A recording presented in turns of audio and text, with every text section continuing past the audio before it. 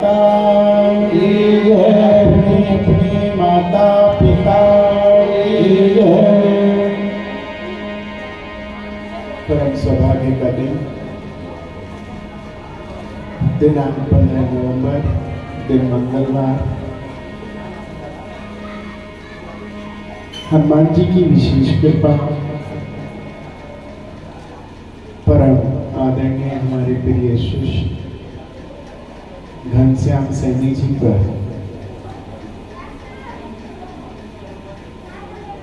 हुई है और इसके लिए मैं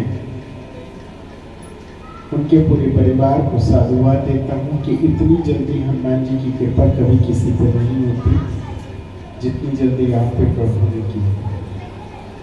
कल आपका दिल्ली आगमन हुआ, तुरंत मुझसे मेरे हनुमान जी ने कहा कि भाई आपके यहाँ सुंदरकांड होना चाहिए। आपने निमंत्रण को तुरंत स्वीकार किया और कल में आज शायद वही समय हो रहा है, इसी समय मुंह से निकला था मेरे और आज मैं इनके घर में इनके आवास में सुंदरकांड का पाठ कर रहा हूँ। ये विशेष कृपा हनुमान जी की हर किसी पर नहीं होती।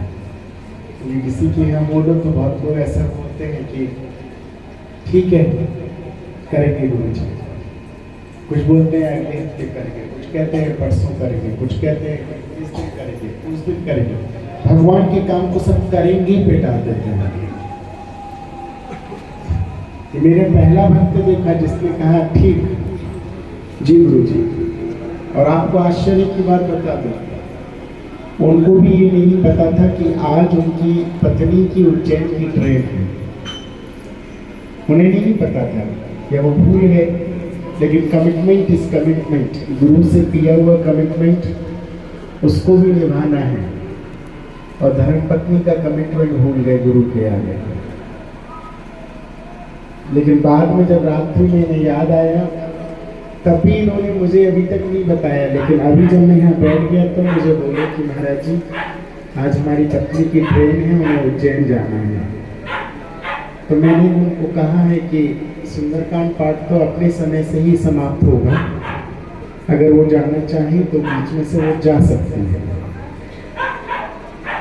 क्योंकि हम भगवान के पाठ को उनकी ट्रेन से नहीं जोड़ सकते। भगवान का भजन में जब इंसान रम जाता है तो उसे समय नहीं पता होना चाहिए, क्योंकि भगवान का नाम आपको भक्ति में ले जाता है और भक्ति समय से नहीं बनती। समय भक्ति से बनता है लेकिन भक्ति समय से नहीं बनती। आप जितना चाहो, इसीलिए लोग लिखते हैं ना कि माता का जगराता प्रभु इच्छा था, भजन संध्या प्रभु इच्छा था। तो जब तक प्रभु की इच्छा होगी तब तक सुंदरकांड होगा। जब प्रभु कह देंगे ठीक विराम तो विराम, तो इसलिए प्रभु के ऊपर छोड़ दिया है।